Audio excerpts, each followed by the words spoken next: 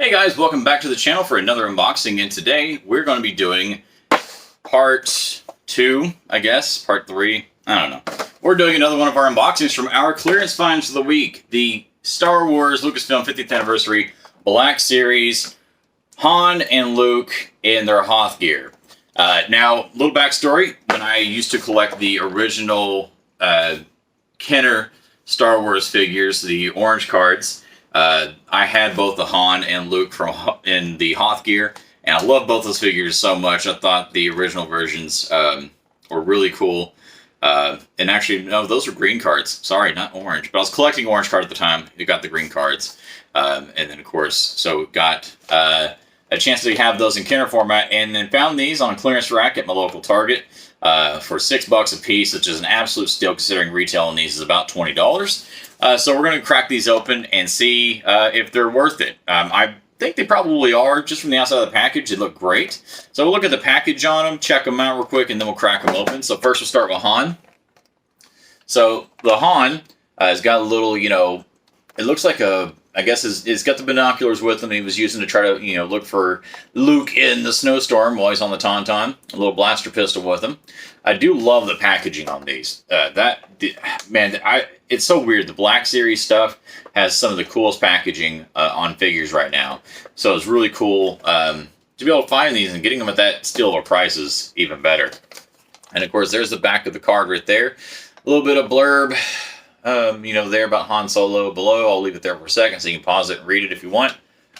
If you can read that. And if you can't, sorry. Alright, let's check out Luke real quick.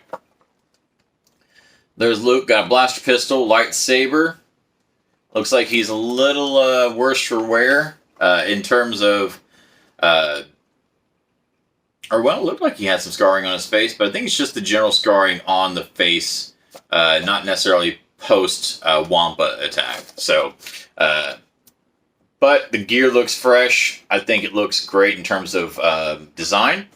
Let's go look at the blurb on the back real quick, if you can read it. Again, if you can't, my apologies.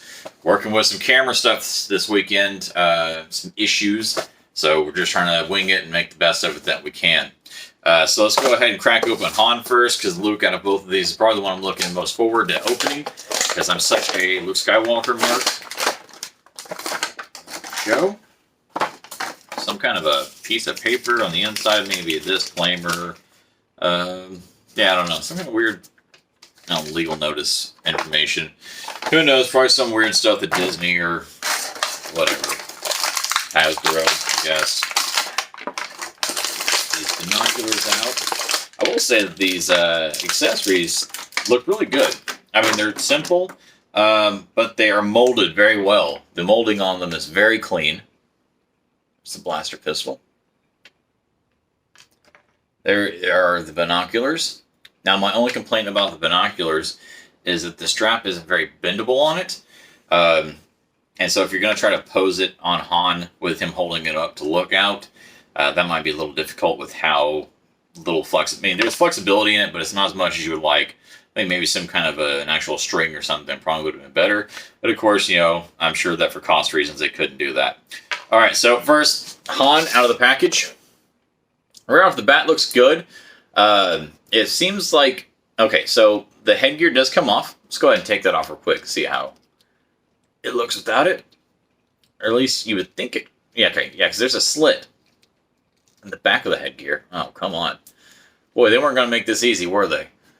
Okay, so, alright, so there's the headgear off. Goggles come off as well. Very cool.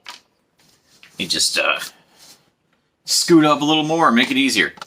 Alright, so there he is without the headgear on. Just kind of got like a weird little helmet head covering on. The face scan on it's okay. Pretty good. Does look like Harrison Ford, so I guess no major complaints in that regard.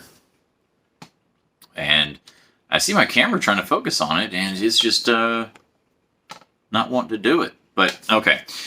So the jacket molded on at the top. Down here at the bottom around the base, it is rubber.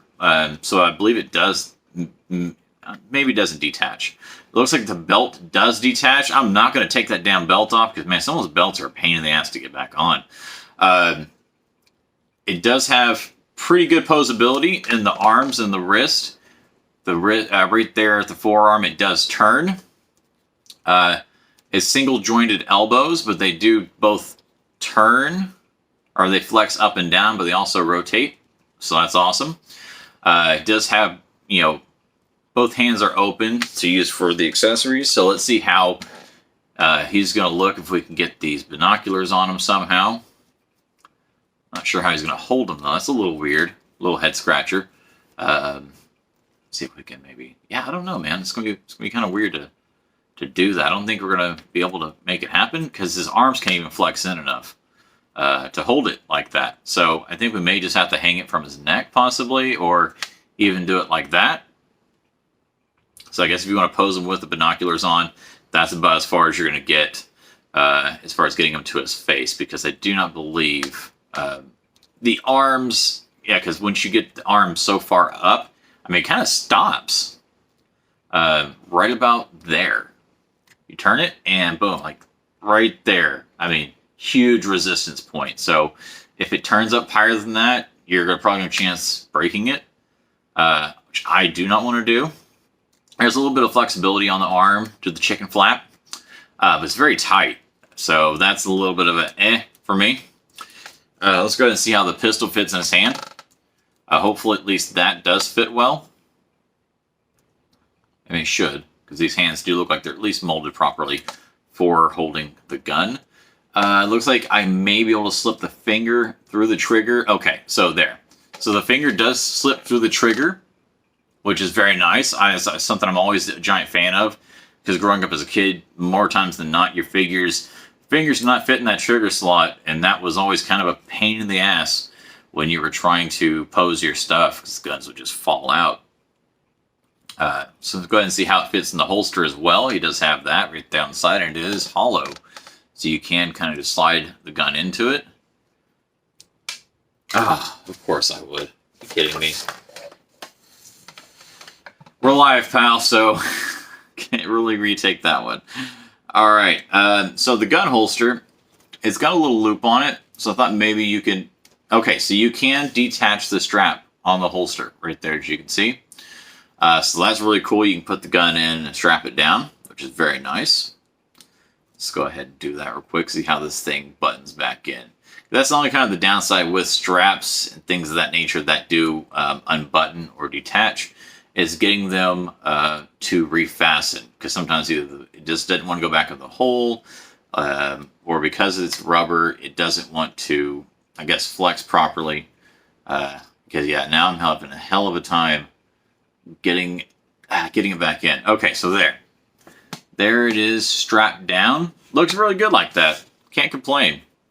So I think with this Han, I think your probably best bet is going to be just to kind of, maybe, I don't know. I wish that maybe even the strap was longer, because, I mean, there's just not really a way to really grip it like that. I mean, yeah. So a little bit of head scratcher on the binoculars. I mean, either cloth string or something like that to make it a little more posable would be awesome, because you don't really have a way of, holding it necessarily, and if you do, it just looks kind of weird. Like, yeah, that's what you get. So maybe that is what you're going to go with. Well, let's go ahead and put his goggles on. Let's see if we can get them on his face, because that's what the money is. Okay, so you can get them on his face. They work. However, I'm kind of worried they're going to slide down the back once I try to put the rest of the head covering on. Which you can see there is a slit in the back right there, which helps you slide it back on. So let's go ahead and see if we can facilitate that. And I dropped it, guys. And I dropped it. Oh, gosh.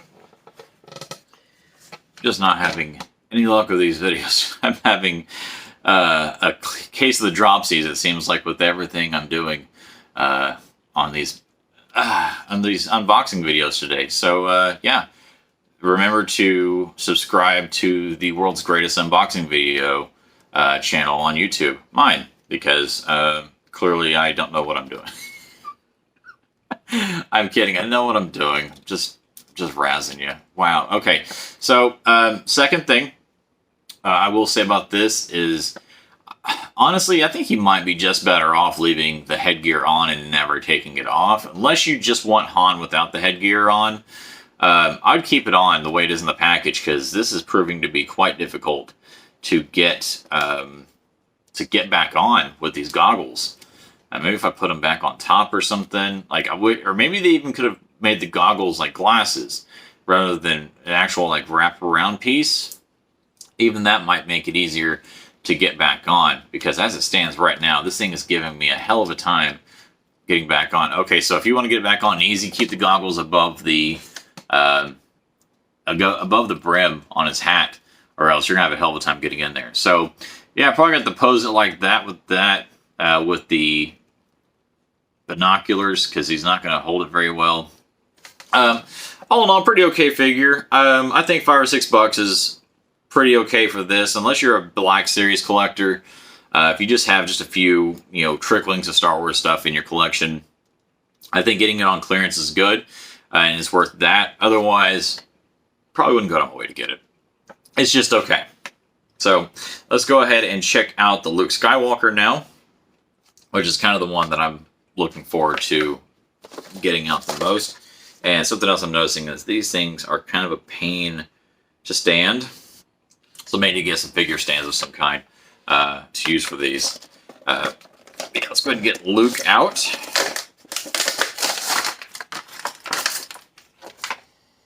Yeah, doesn't smell anything like an old figure, and that makes me sad, because that's one of the best things about opening toys, is when it has that old figure smell. It's a weird thing. My kids kind of laugh at me. Why are you smelling the package, Dad? Well, because I'm weird. Alright, so the lightsaber, right away, I can tell you that the blade detaches from the hilt, which is cool. So it gives you a lot of options for how you want to pose it or display it. I mean, I'm obviously going to put it with the blade in the hilt, because lightsabers are my favorite version of swords of all time. Lightsabers are just badass. And it's probably like the big reason I'm such a fan of Star Wars as a kid, is because, dude, laser swords, right? Am I right? Yes, I'm right. Alright. So, Luke, obviously no issues from the overall paint design of the figure. Everything's very, very clean. Almost too clean, really. It would have been better, I think, if they would have went with him having, the actual, damage on his face from the Wampa attack. Maybe like a battle damage Luke instead of this one. Because this thing is very, very clean. The paint hits very well on it. Good shine to it. Decent amount of posability. At least the little piece on the headgear here is cloth. So if they could have done that, I definitely feel like they could have put cloth for a string or something on the binoculars. The face on it is okay. Not too bad. I mean, it's got, the scarring on the side of the face just from his general scarring, kind of like, the character had in the movie. Got a little pistol, jeez Louise. A little holster there for your pistol on the side, kind of like with the Han. I think this one I'm going to go ahead and keep pistol in hand and then put the lightsaber in the other. I'm just going to make him ready to fight some dudes, because why not?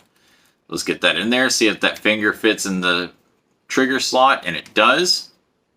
So, bang up job there. I do like that. The head, good rotation for it. Very nice. Torso has actually a little bit of flex to it, which is really nice. I was not expecting that.